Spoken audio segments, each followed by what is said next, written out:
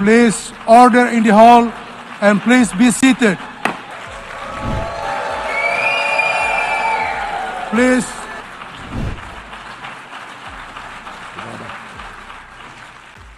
ഐക്യരാഷ്ട്ര പൊതുസഭയിൽ ഇസ്രായേൽ പ്രധാനമന്ത്രി നെതന്യാഹുവിന്റെ പ്രസംഗത്തിനെതിരെ വ്യാപക പ്രതിഷേധം. പ്രസംഗം ബഹിഷ്കരിച്ച് നിരവധി രാജ്യങ്ങളിലെ നയതന്ത്ര ഉദ്യോഗസ്ഥർ ഇറങ്ങിപ്പോയി.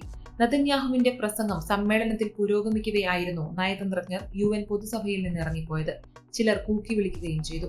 ഗാസയിലെ സൈനിക നടപടിയിൽ ഇസ്രായേൽ ആഗോളതലത്തിൽ ഒറ്റപ്പെടൽ നേരിടുന്ന സാഹചര്യത്തിലാണ് UN സഭയിലും പ്രതിഷേധമുയർന്നത്.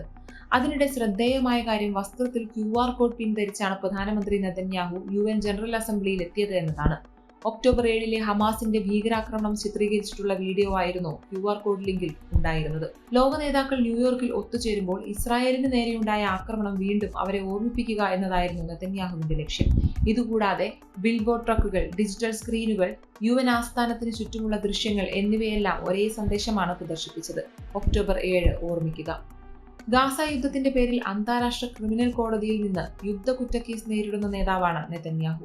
ഇസ്രായേൽ സൈന്യം ഗാസയിലെ ജോലി പൂർത്തിയാക്കുമെന്നും എത്രയും വേഗം അത് ചെയ്തു തീർക്കുമെന്നും നെതന്യാഹു UN പൊതുസഭയിൽ പ്രഖ്യാപിച്ചു. അതേസമയം ട്രംപ് ഭരണകൂടം വിസ നിഷേധിച്ചതിനെ തുടർന്ന് ഒരു ദിവസം മുൻപ് പലസ്തീൻ പ്രസിഡന്റ് മഹ്മൂദ് അബ്ബാസ് പൊതുസഭയെ ഓൺലൈനിൽ അഭിസംബോധന ചെയ്തിരുന്നു. പലസ്തീനികൾ ഒരിക്കലും ഗാസ വിട്ടു പോകില്ലെന്നാണ് അബ്ബാസ് പറഞ്ഞത്. അറബ് മുസ്ലിം രാജ്യങ്ങളിൽ നിന്നുള്ള മിക്കവാറും എല്ലാ പ്രതിനിധികളുമാണ് പ്രസംഗത്തിനിടെ ഇറങ്ങിപ്പോയത്. നിരവധി ആഫ്രിക്കൻ രാജ്യങ്ങളിലെയും ചില യൂറോപ്യൻ രാജ്യങ്ങളിലെയും പ്രതിനിധികളും ഇറങ്ങിപ്പോയവരിൽ ഉണ്ടായിരുന്നു. ലോകവേദിയിൽ ഇസ്രായേൽ കൂടുതൽ ഒറ്റപ്പെടുന്നതിന് തെളിവായിരുന്നു ഈ വാക്കൌട്ട്. US നിന്നുള്ള പ്രതിനിധികൾ മാത്രമാണ് ഇവിടെ തുടർന്നത്. നിലവിൽ അമേരിക്കൻ പ്രസിഡന്റ് ട്രംപുമായി മാത്രമാണ് നെതന്യാഹുവിന് സൗഹൃദമുള്ളത്. ട്രംപിനെ പുകഴ്ത്താനും നെതന്യാഹു മറന്നില്ല. ഹമാസ് നേതാക്കളോട് കീഴടങ്ങാനും ആയുധങ്ങൾ താഴെയിടാനും ബന്ദികളെ മോചിപ്പിക്കാനും പ്രസംഗത്തിൽ നെതന്യാഹു ആഹ്വാനം ചെയ്തു. ആയുധങ്ങൾ താഴെയിടൂ, എല്ലാ ബന്ദികളെയും ഇപ്പോൾ തന്നെ മോചിപ്പിക്കൂ. അങ്ങനെ ചെയ്താൽ നിങ്ങൾ ജീവിക്കും, ഇല്ലെങ്കിൽ ഇസ്രായേൽ നിങ്ങളെ വേട്ടയാടും എന്നാണ് നെതന്യാഹു പറഞ്ഞത്. പ്രസംഗത്തിന് മുന്നോടിയായി ഗാസയ്ക്ക് ചുറ്റും ഉച്ചഭാഷിണികൾ സ്ഥാപിക്കാൻ നെതന്യാഹു നിർദ്ദേശിച്ചിരുന്നു. ഇതുപ്രകാരം ഇസ്രായേൽ സൈന്യം ഗാസയ്ക്ക് ചുറ്റും ഉച്ചഭാഷിണികൾ സ്ഥാപിച്ചു. തന്റെ വാക്കുകൾ ഗാസയിലുടനീളമുള്ള മൊബൈൽ ഫോണുകളിലേക്ക് നേരിട്ട് സ്ട്രീം ചെയ്യാനും നെതന്യാഹു ഇസ്രായേലിന്റെ ഇന്റലിജൻസിന് നിർദ്ദേശം നൽകിയതായും റിപ്പോർട്ടുകളുണ്ടായിരുന്നു. തടവിലാക്കപ്പെട്ട ബന്ദികളോട് ഹീബ്രുവിൽ സംസാരിച്ച നെതന്യാഹു, ഞങ്ങൾ നിങ്ങളെ മറന്നിട്ടില്ല ഒരു നിമിഷം പോലും എന്നും പറഞ്ഞു.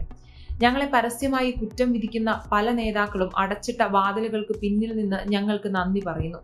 അവരുടെ തലസ്ഥാനങ്ങളിൽ ഭീകരാക്രമണങ്ങൾ തടഞ്ഞതിന് ഇസ്രായേലിന്റെ മികച്ച ഇന്റലിജൻസ് സേവനങ്ങളെ അവർ എത്രമാത്രം വിലമതിക്കുന്നുവെന്ന് അവർ പരോക്ഷമായി പറയുന്നുവെന്നും നെതന്യാഹു കൂട്ടിച്ചേർത്തു.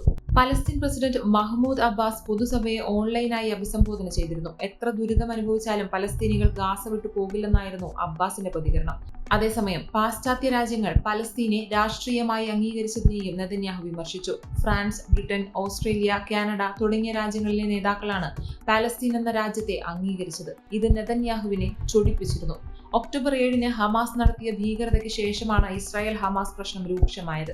പലസ്തീൻ ജനസംഖ്യയുടെ ഏകദേശം 90% പേരും ഈ ദിവസം ഭീകരതയെ പ്രശംസിച്ചു.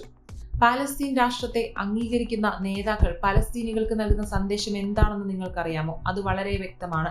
ജൂതന്മാരെ കൊല്ലുന്നത് ഫലം ചെയ്യും, നെതന്യാഹു പറഞ്ഞു. Subscribe to One India and never miss an update.